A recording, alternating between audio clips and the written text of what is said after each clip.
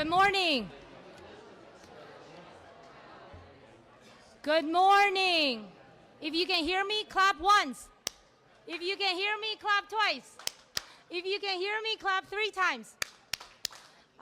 My name is Rebecca Shi. I'm the Executive Director of the American Business Immigration Coalition.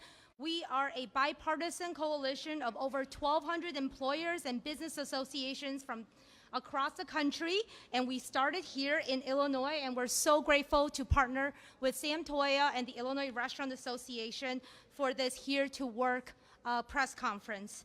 We want to thank our mayor, our governor, senator, and the entire Illinois delegation for being with us today.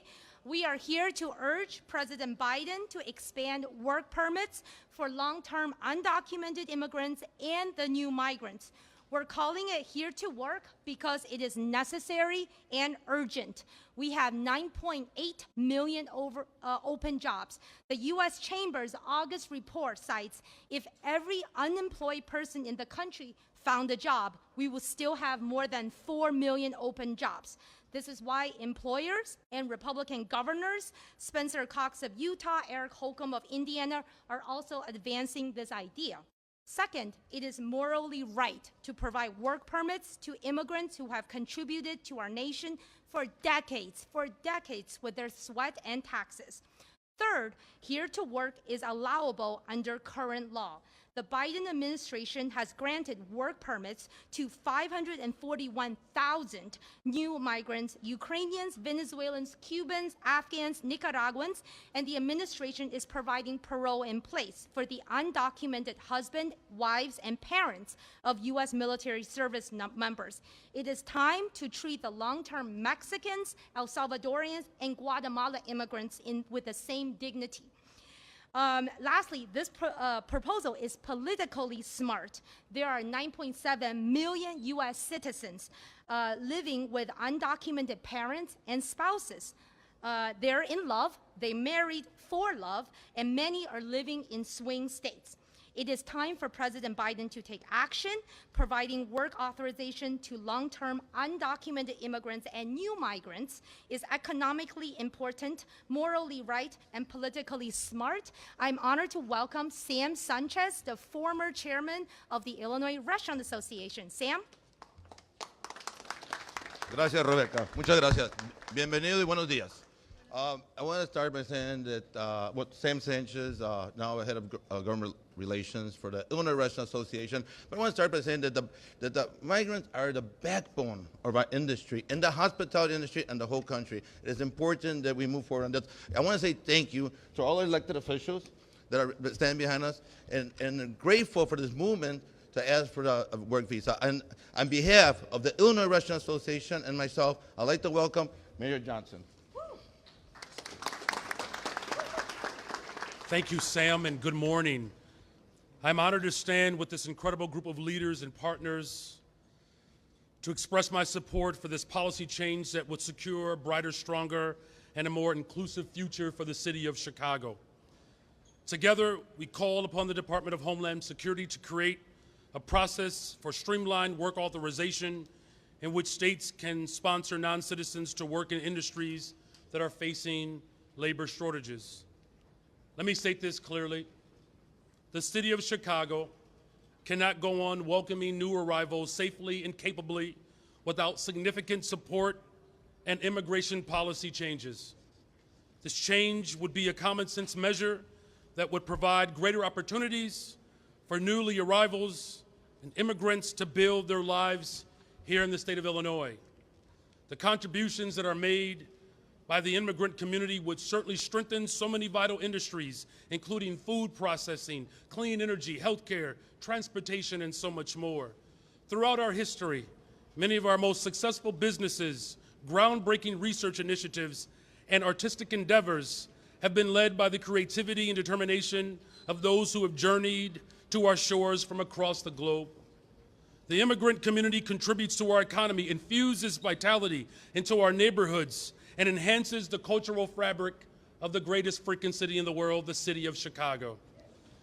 It is not only our responsibility, but it is truly our honor to welcome new arrivals with open arms and show them that this city is a beacon of hope, where individuals and families can seek prosperity.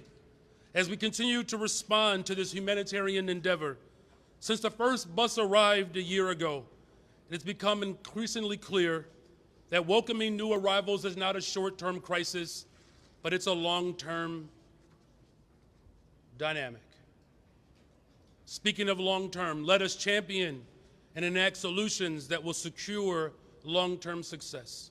We must continue to come together as city, state, as a country to welcome immigrants and asylum seekers who wish to build their lives in our great nation. I pledge that the City of Chicago will remain steadfast and collaborative as we continue to bring forces together, the full force of government at every single level, including our community partners who have shown up on the front lines, providing mutual aid and support and love for the people who wish to call the City of Chicago their home. We cannot do it alone. It requires all of us. The City of Chicago has been on the front line serving the very families who wish to call the City of Chicago their home. And my hope and our prayer and our aspirations is that the federal government, as well as the Department of Human Services, considers our joint proposal to help move us forward to build an immigrant system that reflects our shared values. God bless you, and with that, please welcome the Governor of the State of Illinois, J.B. Pritzker. Well, thank you very much to the mayor of the greatest global city in the world. I want to thank everybody for joining us, and good morning.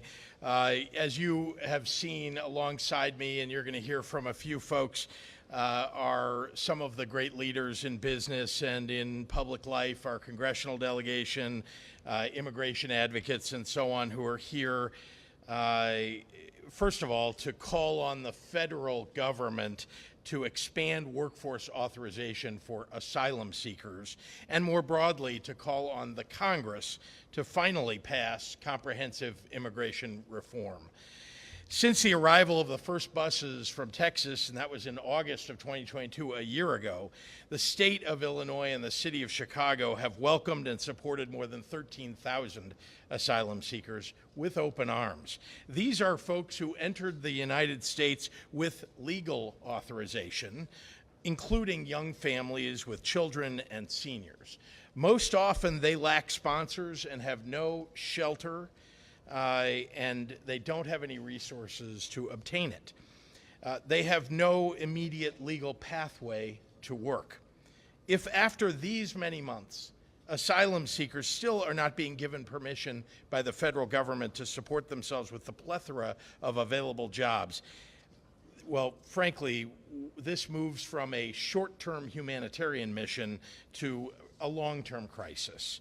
We are a nation of immigrants, like my great-grandfather who fled oppression and violence from the Ukraine, oppression and violence visited upon my family by the Russians, and they were in search of a better life. New immigrants have been essential to the economy of the United States and to our economic growth here in the state of Illinois since, well, the very beginning. Today in Chicagoland, 30% of all of our business owners, let me repeat that, 30% of our business owners are immigrants. And in every 6 of our workers here is an immigrant. In our food and hospitality and manufacturing industries, that number rises to 1 in 5 workers. But let's be clear, this isn't just about economics. Our nation has always embraced our immigrant history because we are them and they are us. So when asylum seekers come to our state seeking refuge, we will not turn our backs on them. Our obligation is to help them get back on their feet so that they can support their families and find stability while they await asylum hearings and determination. Collectively, the city and state have supported them with over $350 million. $250 million of that comes from the state of Illinois, $100 million from the city, and we've had about $38 million of reimbursement from the federal government for that $350 million. This takes, honestly, if we're going to solve this, it takes a whole of government approach. including the federal government. And that's why we're here today, asking the Department of Homeland Security to use its existing authority to create a streamlined work authorization process through the significant public benefit designation, thereby allowing states to sponsor asylum seekers to work in industries facing labor shortages. And we can extend that to our undocumented immigrants too. And as the business leaders who are here and across the United States will tell you, the labor shortage is very real. They continue to confront vacancies despite reduced inflation and an improving economy.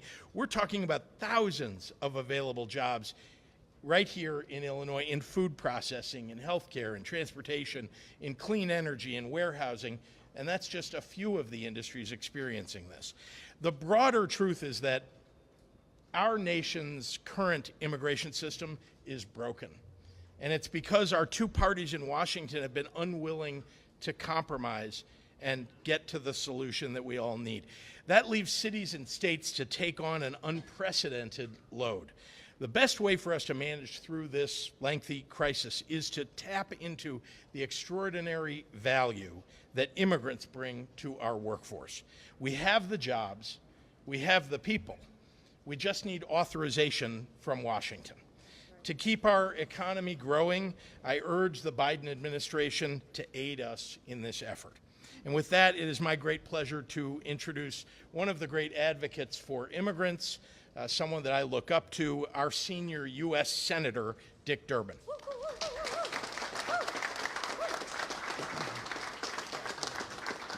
I want to thank the governor and the mayor, the state of Illinois, and the city of Chicago for the extraordinary efforts they have made during the past year. I was at the Salvation Army shelter when the first bus arrived and sat down with the families to meet them and hear their stories. Those words are still with me today. I remember meeting Carlos and his wife, their 9-month-old nursing daughter, and their 4-year-old daughter, that they had traveled for 4 months together from Colombia and Venezuela here to the border of the United States. He said to me, I thought I was going to die in the Panamanian jungle. And we all know the story because we've seen it. But he made it, despite being robbed many times and abused, his cell phone stolen. Took him 4 months to make the journey. He didn't ask where the welfare office was, he asked where he could find a job. That is what these immigrants are saying over and over again. I've just completed a 1-month visit across this state from deep southern Illinois into the city of Chicago, every corner. The message is the same. We are desperately in need of workers in this economy. There are jobs that go vacant because American workers are not taking these jobs. These immigrants are ready to step in and take the hardest, dirtiest, roughest jobs imaginable because they always have. And what we heard today from the business leaders, and thank you, Rebecca, for bringing us together, is that in virtually every line of work you can think of, we need these people and we need them now. There are hospitals that are considering cutting back on their services because they don't have basic housekeepers and transporters and basic elements to keep their hospitals open. The same thing is true in every category of work that I've surveyed across this state of Illinois. The second point I want to make is this. The governor is right. We are here because of the failure of the federal government for over 30 years to clean up this miserable immigration system. It is unfair, it has results that we cannot explain, let alone justify, and we need to do better. There was a bipartisan effort a few years ago, which I was glad to be part of with John McCain. We put a bill on the floor and we passed it with over 60 votes. It was a political miracle. It died in the Republican House. They refused to even consider it. But now we have new hope, and the new hope comes from Rebecca's efforts and the efforts of others. Republican governors across this country are coming to the realization they need help. They're sitting down with the Farm Bureau, who tells them they need new workers. They're sitting down with the businesses and industrial concerns in their state that need workers right now. That is the way to bring this economy around and put it on the most solid footing. The final point I want to make is this. I happen to believe this is an American issue. It is a test of our generation, of who we are and what our values are. Many of us, myself included, the son of an immigrant to this country, believe it is the humane and moral and American thing to do, to welcome these people into this country and make them part of our future. that is where I stand. But if you don't give a flying fig for this moral argument, and you wouldn't care less about it, do it for yourself and your family so that businesses can stay open, restaurants can stay open, hotels can stay open, so that hospitals can provide the basic care that you need. These people are ready to help, and we should give them that chance. I join with the governor, the mayor, and others who say to President Biden, give us the authority, and we will move forward to find jobs that will not take jobs away from Americans, but create a better America in the future. I now want to yield to Chuy Garcia.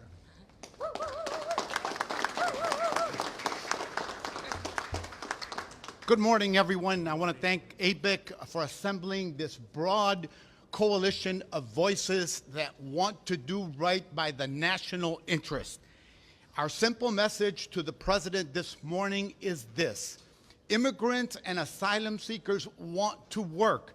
Immigrants and asylum seekers want to work. They can contribute to advancing our country. This is the key message, and what the underlying letter that was sent with 38 members of Congress to President Biden asking him to take action. This message also was endorsed last week by over 45 organizations that work with immigrants across the city of Chicago. Chicago and other cities across the nation and states have been welcoming people and standing up and living the legacy of being welcoming places that embrace immigrants because they recognize how immigrants contribute. Every day I hear from constituents who have made their life in the U.S., who have worked, who have played by the rules, but they don't have peace of mind when they go to work. Farmers and business owners in the restaurant, hospitality, landscaping industries are asking for work permits for migrants and asylum seekers. They need workers, and they want to hire them, and they want to hire them right away. Republican governors, as was stated, understand this and want to participate in the process. Look, we have anti-immigrant rhetoric and those who oppose immigration reform in Congress. That is why this is the only viable solution that would solve many of the challenges that we are seeing in Chicago, other cities and states across the country. Expanding work permits is a common sense solution. It will grow our economy. It will help transform our workforce. And most importantly, it will create more wealth across the board in America. Thank you. Estela?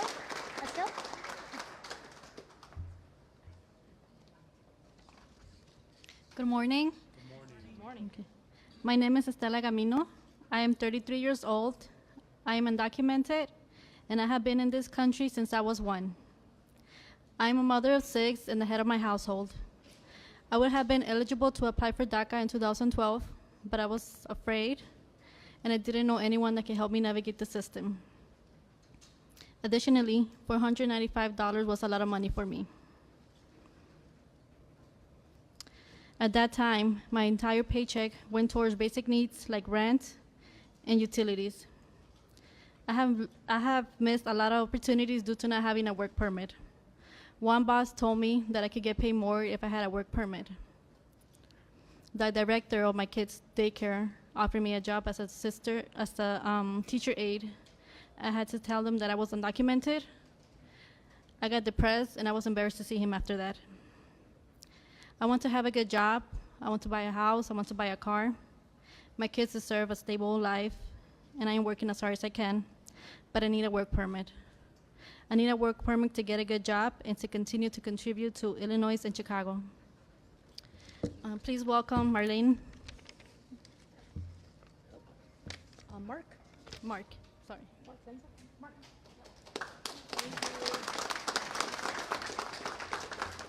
Immigration reform is not a Republican issue. It is not a Democrat issue. It is an American issue, and we need to solve it today. I'm Mark Densler, President and CEO of the Illinois Manufacturers Association, joined by companies today, Friedman Seating and Ed Miniat, who are dealing with this every day. We represent 4,000 member companies that contribute the single largest share of our state's economy. Manufacturers like retailers and hospitality and hotels and hospitals are all struggling to find qualified workers, whether engineers or frontline workers, employees of all skill levels who can earn a good wage and benefits. I'm going to echo the common message and thank the elected leaders that are behind us today for leading. Illinois is leading on this issue. We need other states to follow, and we need the president and the federal government to give us this authorization, both for new migrants and long-term immigrants who've played a key role in our economy. I'm just going to leave you with a couple points from a Goldman Sachs study that came out 2 days ago. Immigrants are likely to account for 500,000 new jobs in the next 3 quarters in the United States. And between pre-pandemic, January of 2020 and July of 2023, the immigrant labor force in the United States grew 9.5%. The native-born workforce grew 1.5%, 4 times higher growth among immigrants. In the immigrant labor force today, the labor participation rate is 67%. That's 5 percentage points higher than it is for native-born workers. So the Goldman Sachs economist summary is clear. The foreign-born labor force has made a disproportionate positive impact to reducing the jobs gap. We need the president now to enact the significant public benefit provisions to expand authorization, and as the senator said, we need Congress and the president to act on long-term reform. It's critically important that all these immigrants have the ability to work, support their family, and support America. With that, I'm happy to introduce Ashley Marin up next.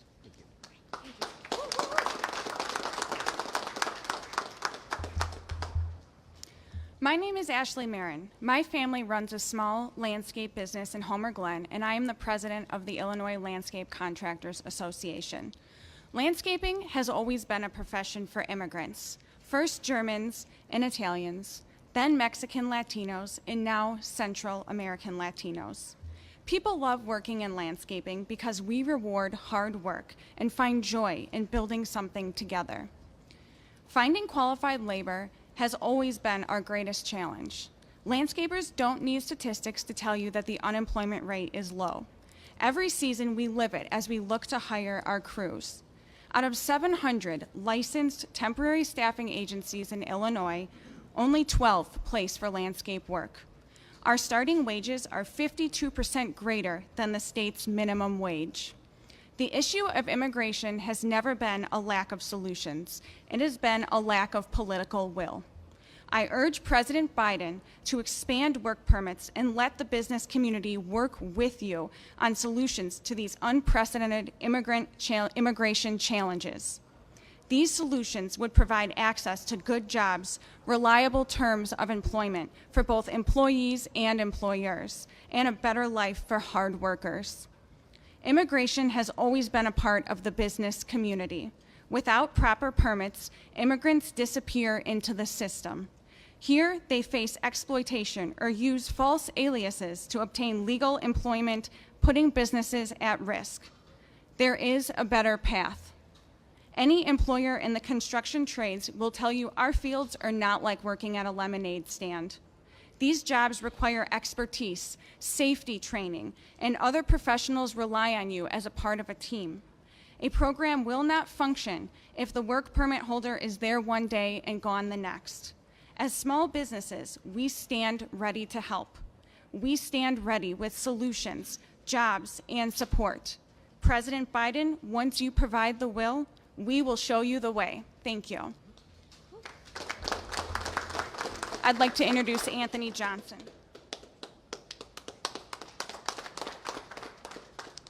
Good morning, everybody. Morning. This is a great message and a great cause to be a part of, so thank you.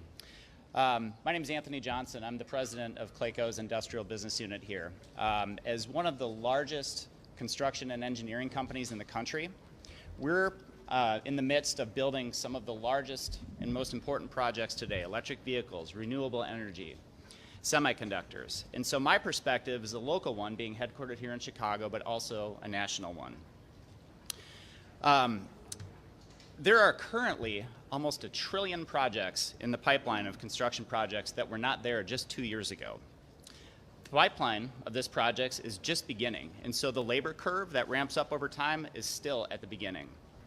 So what does this labor curve look like? Let's just take electricians as an example. We believe that a total of 21,500 additional electricians will be required every year to support that pipeline of projects I was just talking about. Meanwhile, NECA, National Electrical Contractors Association, recently published that 7,000 electricians are joining the workforce each year. 10,000 are retiring. So that's right. We need 21,500 electricians every year, and 3,000 are being lost every year instead. So America, we're in a race. We're in a race to achieve manufacturing excellence, renewable energy excellence, and without a larger workforce, schedules get longer, costs become higher, and those costs are passed on to the consumers. We just don't get to the finish line as fast as we need to. So increasing the size of our construction workforce, it's not just an option, it's an absolute necessity. When you look back throughout history, immigrants are willing contributors, and they have an incredibly strong track record. Thank you. With that, I'd like to introduce Raul Raimundo. Thank you. You've heard the facts are clear. Immigrants are contributors, not takers. I'm Raul Raimundo. I'm the CEO of the Resurrection Project, a social impact organization, and also a co-chair and co-founder of the American Business Immigrant Coalition. Thank you, Governor. Thank you, Senator. Thank you, Mayor, for your kind words. I mean, Illinois, Chicago, a strong, welcoming city. But what we need from you, and what I'm here to ask all of you here in the audience who's watching, is that we need your support, the political will, to make sure that this administration today has the authority to increase work permits for not just recent arrival immigrants, but for long-term immigrants as well. They are contributing to the economy. You've heard my colleagues talk about how they are the backbone. They are building communities. They are creating jobs. We are creating a stronger social fabric in this country and also a stronger economy. So I ask the audience who is watching, not just here present, that if you want a stronger America, if you want stronger communities, if you want safer communities, help us join the effort. Get on the phone, call your legislative official on both sides of the aisle, because we know there's support on both sides of the aisle to make sure that there are work permits for long-term immigrants like myself. I'm an immigrant from Mexico, been in this country for 50 years, contributing to the economy, to safer communities, to jobs, and so forth. So we know there are people out there. Come join us, employers, institutions, to make sure that we get this over the top. President Biden, make sure you authorize more work permits for long-term immigrants and recent arrival immigrants to make this country stronger. Thank you so much. We'll take questions from members of the press.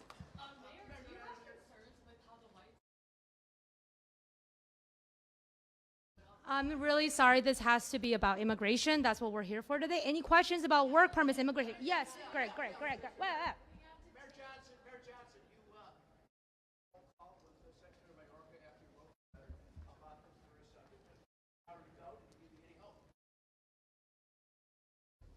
It was a good conversation. We have another one tomorrow.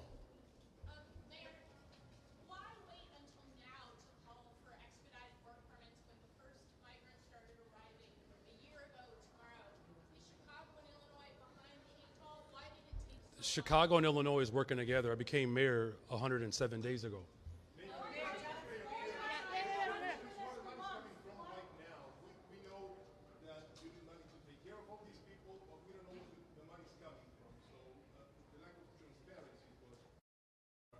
Well, look, as we're here today, you obviously have a very clear demonstration of what our coalition looks like in the state of Illinois. And we're not alone. There are people all over the country that are pushing for work authorization to be expedited. You know, as far as how we're actually appropriating the work today, look, it's no secret that this has been a very arduous task.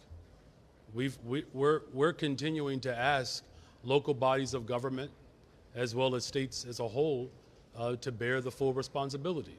And so that's why you have businesses, you have the entire congressional delegation, you have a whole governor, and an entire city of Chicago all moving towards not just work authorization for the immediate, but long-term solutions to provide the type of immigration reform that the country needs.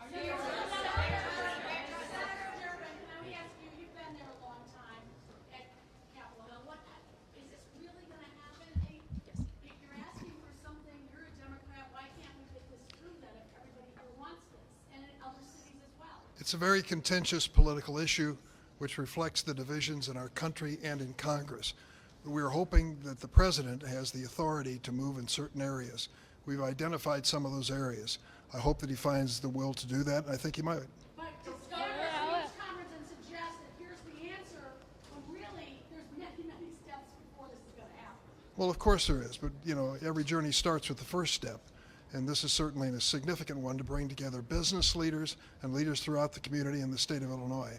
We understand these people are ready to work, and when they work, they become less of a burden on other people, and they become more independent on their own. We need workers desperately all across this city and across this state. Now's the time to do it.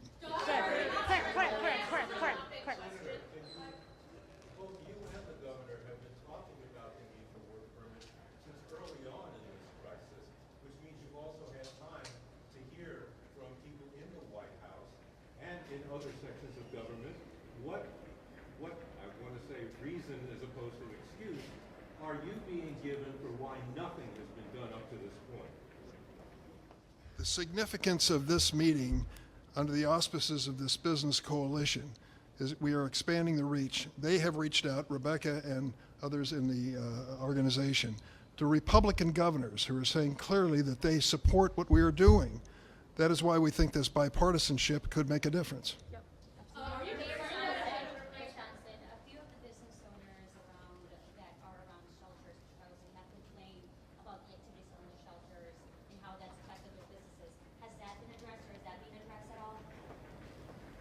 We're addressing all of it. And, you know, again, the number of families that could help grow our economy, quite frankly, that number is endless. So to have businesses and, again, the full force of government at every single level is critical in this moment. And what I've always said repeatedly, that is my responsibility as mayor of the city of Chicago to bring people together. And we're doing just that. Governor Pritzker, in 2021 you said that you passed a law saying Illinois is a welcoming state. So why aren't some of these migrants being shipped to the other 101 counties throughout the state of Illinois? We're a welcoming state. Well, you should ask the governor of Texas. You should ask the governor of Florida why they're sending people, shipping people, many of them, frankly, without their consent, to the city of Chicago. That's where they're sending them. So that you're asking me why are they doing that? I can only tell you it's a political maneuver on their part and indicative of the partisan nature of what the other party is talking about on immigration. They just don't want to get to a solution. Governor, do you think that other communities, is there a way to work with them? And the mayor's leaving, unfortunately. We still have questions for him. I do have questions for the mayor. Wait. Do you think other communities might, with your help, help take the burden off the city? Well, they have. I think that you're aware that we've had a number of mayors in suburban areas, in ex-urban areas, who've actually raised their hand and helped out. You've seen that. I want to, say specifically a couple of the mayors who really have been heroes in this endeavor in welcoming them to their areas. So it's not an obligation. It is something, though, that is an indication of someone's, frankly, compassion. Whether they're willing to help us manage through the challenge of asylum seekers arriving, and they're arriving every week, as you know, week in and week out.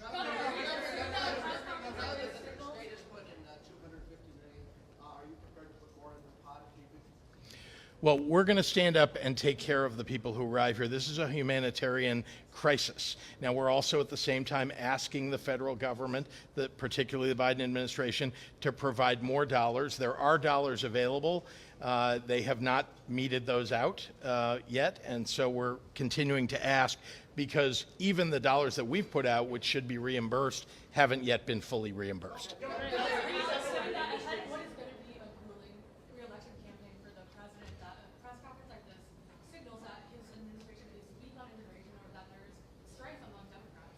No, I think that the strength that we're showing is that as Democrats, we want to get to a solution. So does the president, by the way. He is calling for comprehensive immigration reform. He believes that we ought to figure out a way to manage the challenge at the border, which started under the prior president, I might add, and who is exacerbating it, he and his party, with the rhetoric that they're putting out there. Maybe the senator would like to address that too. No, it looked like you were that would be I just want to also add what Senator Durbin was saying, that if we recall in 2012, President Obama did issue DACA. And so we're at that moment now with our Democratic leadership, Republican governors. This isn't just a Democratic issue. This is an American issue. Republican governors, Cox of Utah, Holcomb of Indiana, and Stitt of Oklahoma are also pushing for this. Work permits for long-term immigrant contributors and the new migrants, and the employers are also stepping up. So we're just at the beginning, and Illinois is leading, and thank you all very, very much. And this concludes the press conference.